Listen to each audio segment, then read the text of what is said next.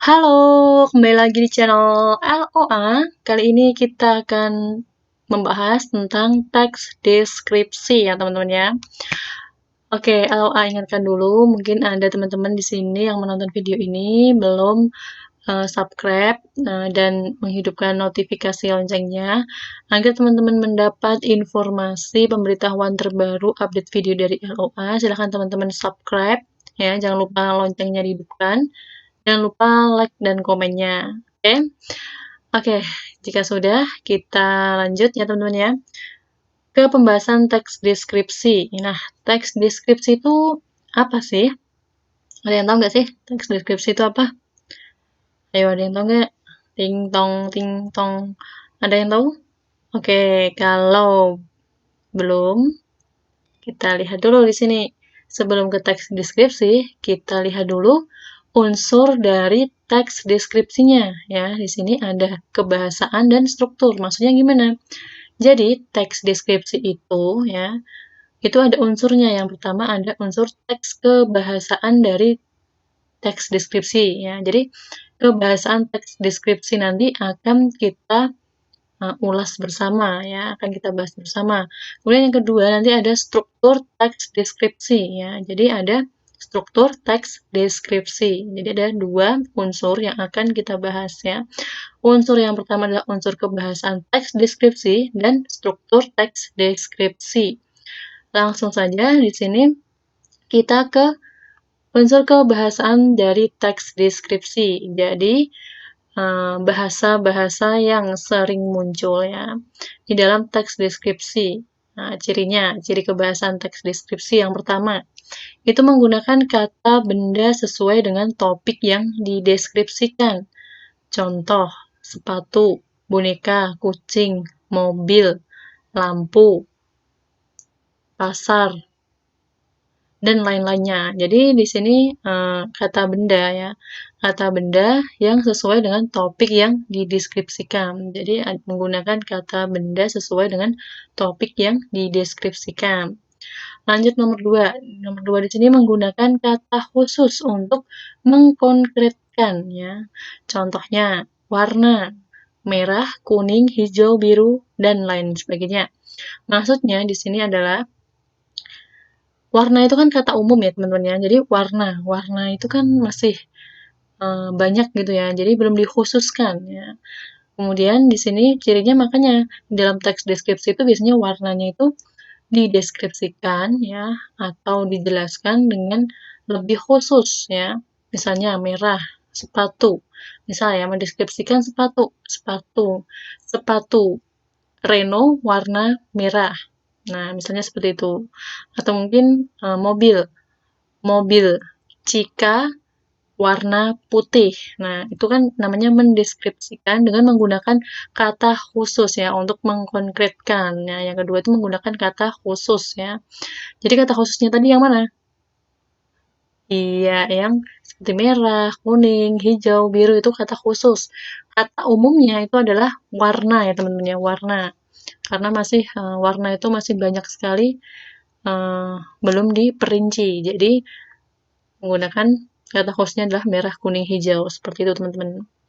Kalau contoh yang lain, misalnya sebelum kita ke yang ketiga, ciri yang ketiga ya. Kata lain, misalnya bunga, ya, menggunakan kata khususnya apa berarti bunga. Bunga kan masih umum ya kan. Berarti kata khususnya bunga. Ada bunga mawar ya kan. Terus bunga melati, kamboja, dan lain-lain ya.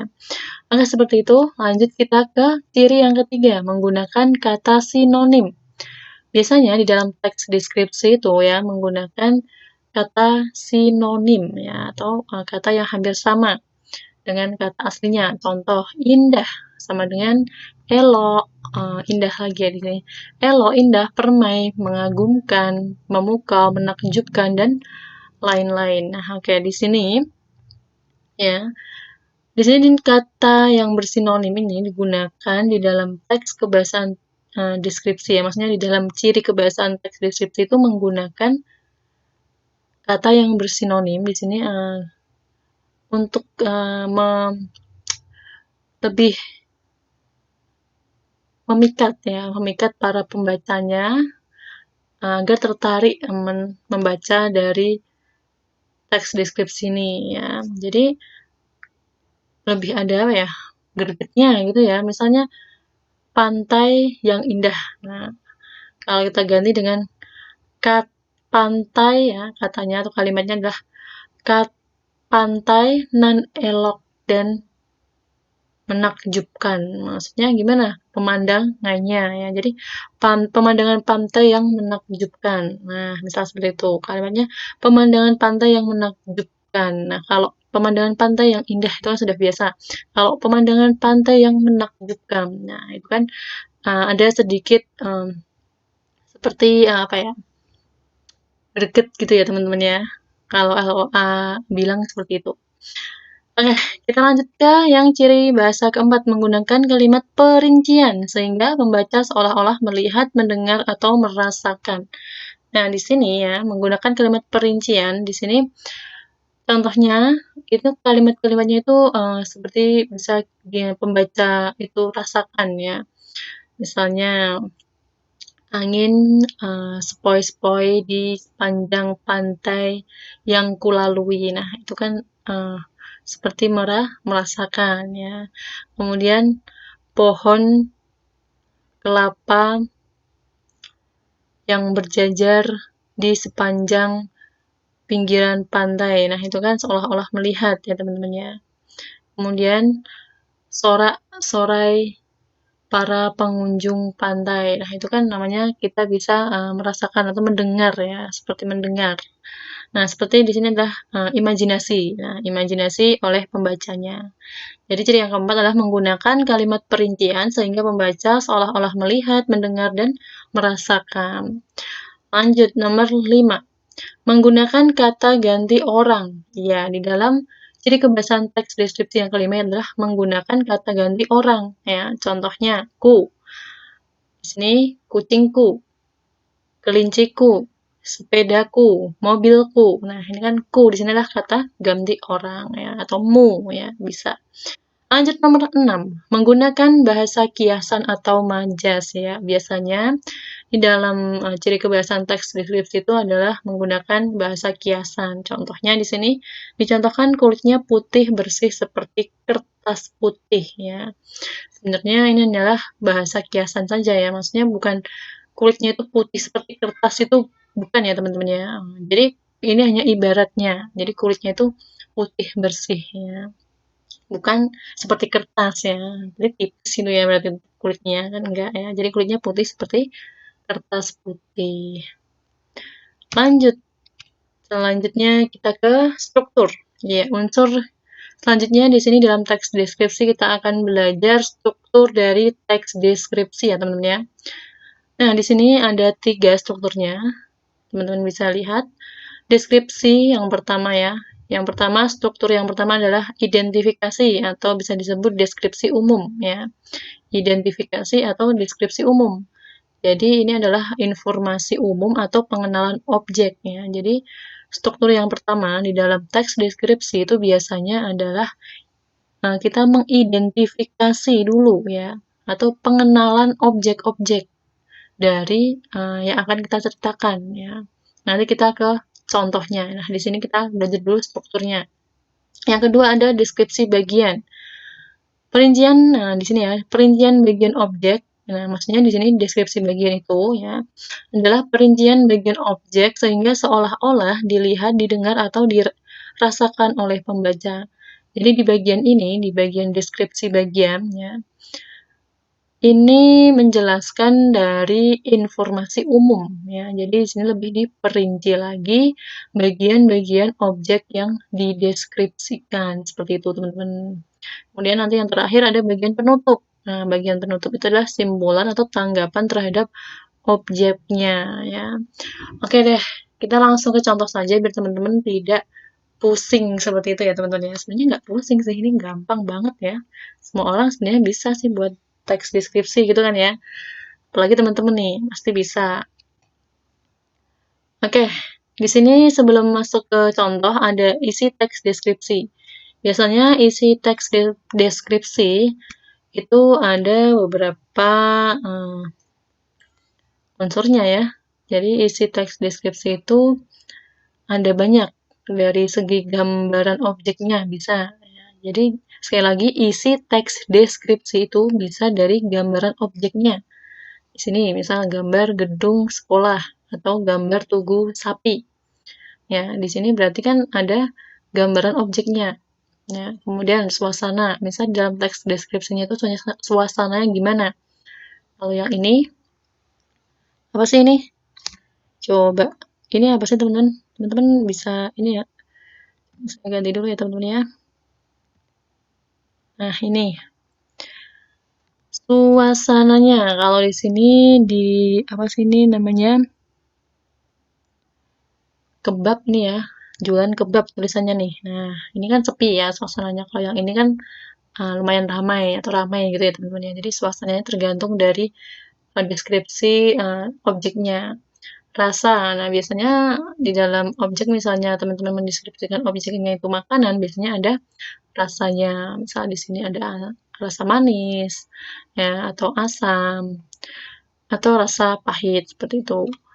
Nah, kemudian nanti di dalam isi teks deskripsinya biasanya juga menggambarkan suatu atau menjelaskan tentang warna suatu objeknya. Ya, bisa warna merah, kuning, hijau, biru, dan lain sebagainya.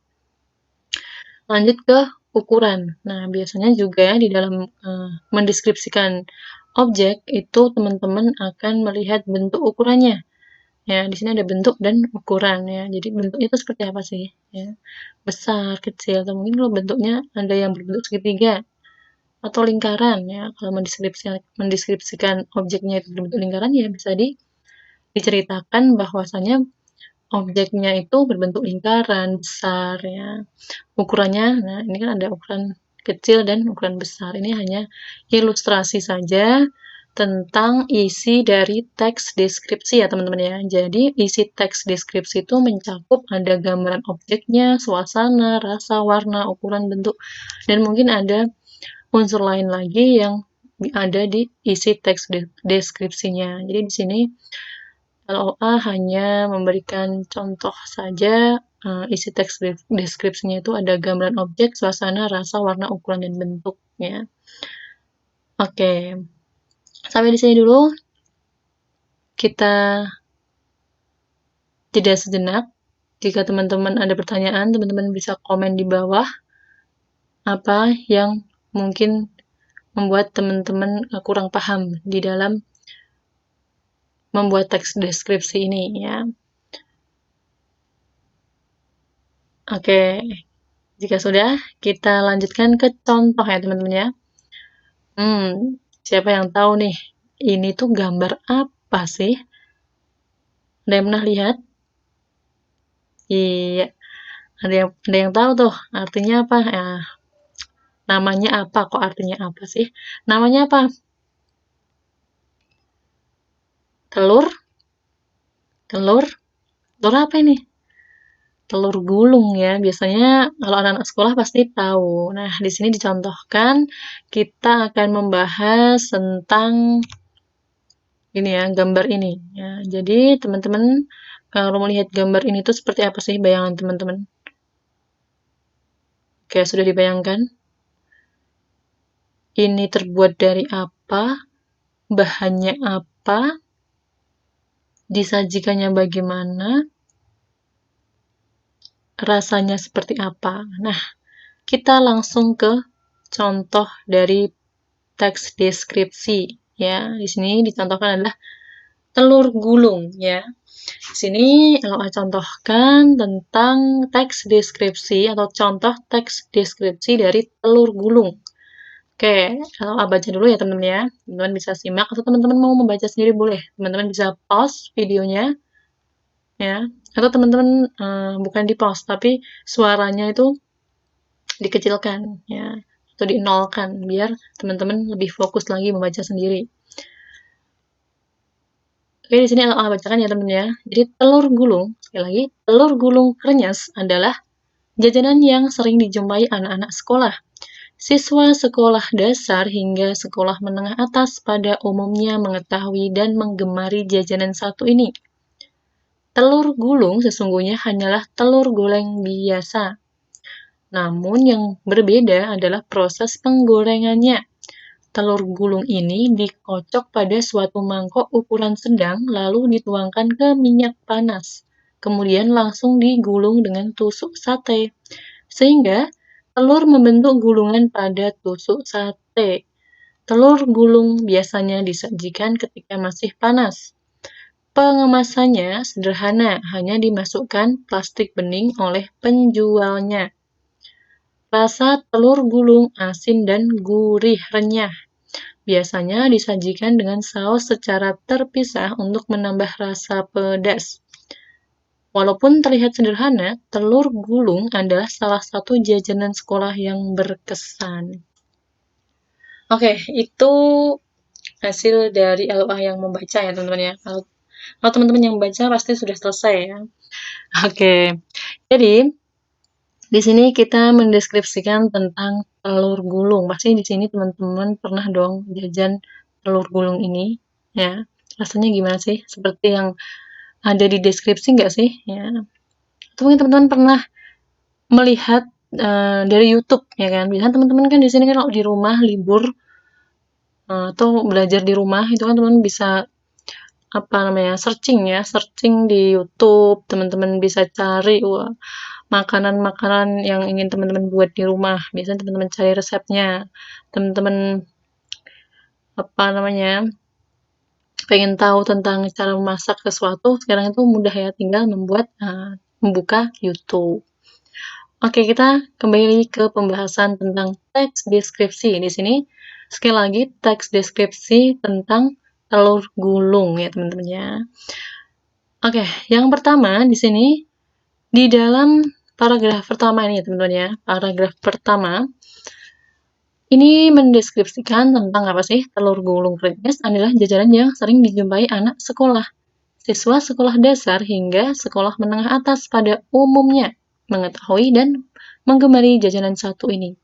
Nah, ini merupakan deskripsi umum ya teman-teman ya, deskripsi umum atau bagian identifikasi ya. Jadi ini adalah bagian identifikasi. Nah, struktur bagian identifikasi ini biasanya terletak di paling awal ya atau di paragraf pertama. Lanjut, kemudian kita belajar lagi ke struktur bagian kedua. Nah, ini adalah bagian dari deskripsi bagian, yaitu penjelasan dari deskripsi umumnya ya. Jadi telur gulung sesungguhnya hanyalah telur goreng biasa. Namun yang berbeda adalah proses penggorengannya. Telur gulung ini dikocok pada suatu mangkok ukuran sedang lalu dituangkan ke minyak panas. Kemudian langsung digulung dengan tusuk sate sehingga telur membentuk gulungan pada tusuk sate.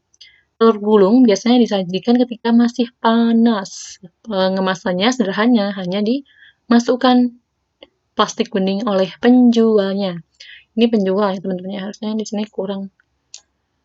Nah, ini kurang A. Oke, diralat sendiri ya teman-teman ya. Kemudian rasa telur gulung asin dan gurih renyah. Biasanya disajikan dengan saus secara terpisah untuk menambah rasa pedas. Nah, bagian kedua ini merupakan deskripsi bagian yang merupakan apa? Iya, deskripsi bagian. Jadi ini adalah struktur dari deskripsi bagian teks deskripsi. Gimana nih bilangnya nih? Struktur bagian deskripsi bagian lah. Gimana yuk? Yang benar gimana? Bagian struktur teks deskripsi bagian deskripsi bagian gitu ya. Jadi ini adalah struktur dari deskripsi bagian ya. Kalau yang pertama tadi adalah identifikasi, struktur yang pertama ya, itu adalah bagian identifikasi, struktur 2, deskripsi bagian. Kita lanjut ke struktur ketiga. Nih, walaupun terlihat sederhana, telur gulung adalah salah satu jajanan sekolah yang berkesan. Nah, ini merupakan bagian terakhir yaitu penutup. Bagian terakhir itu biasanya bagian dari kesimpulan ya. Walaupun terlihat sederhana, telur gulung adalah salah satu jajanan sekolah yang berkesan ya, atau kesan ya. Jadi kesimpulan atau kesan dari bagian identifikasi dan deskripsi bagian seperti itu teman-teman. Jadi ada 3 struktur ya. Sekali lagi, ada 3 struktur teks deskripsi. Yang pertama tadi adalah identifikasi, yang kedua adalah deskripsi bagian, dan yang ketiga adalah penutup ya.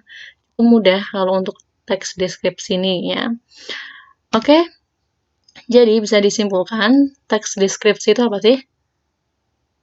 Iya, di situ udah ada tuh, tinggal baca. Iya, teks deskripsi adalah teks yang menggambarkan secara terperinci suatu objek, sehingga pembaca seolah-olah melihat, mendengar, atau merasakan objek secara langsung. Oke, teman-teman. Ini teks deskripsi nih ya, teman-teman ya. Kalau teman-teman punya pengertian lain, boleh ya. Misal teman-teman punya pengertian lain, teman-teman komen di bawah. Kira-kira teks deskripsi itu apa sih? Teks deskripsi adalah teks yang menggambarkan suatu objek. Nah, misal seperti itu, teman-teman komen di bawah ya. Atau teman-teman punya opini lain tentang teks deskripsi. Nah, dari contoh teks deskripsi yang telur gulung ini ya, teman-teman ya. Oke, seperti itu teman-teman. Jika ada saran ataupun mungkin ada kritik, boleh teman-teman komen di bawah. Tentunya untuk membangun channel LOA lebih baik lagi ya. Terima kasih sudah menonton video dari LOA. Semoga video ini bermanfaat untuk teman-teman semua. Jangan lupa bagi yang belum subscribe, sekali lagi tekan tombol subscribe-nya, like, sekali lagi komen, and share juga boleh. Oke, terima kasih sudah menonton video dari LOA.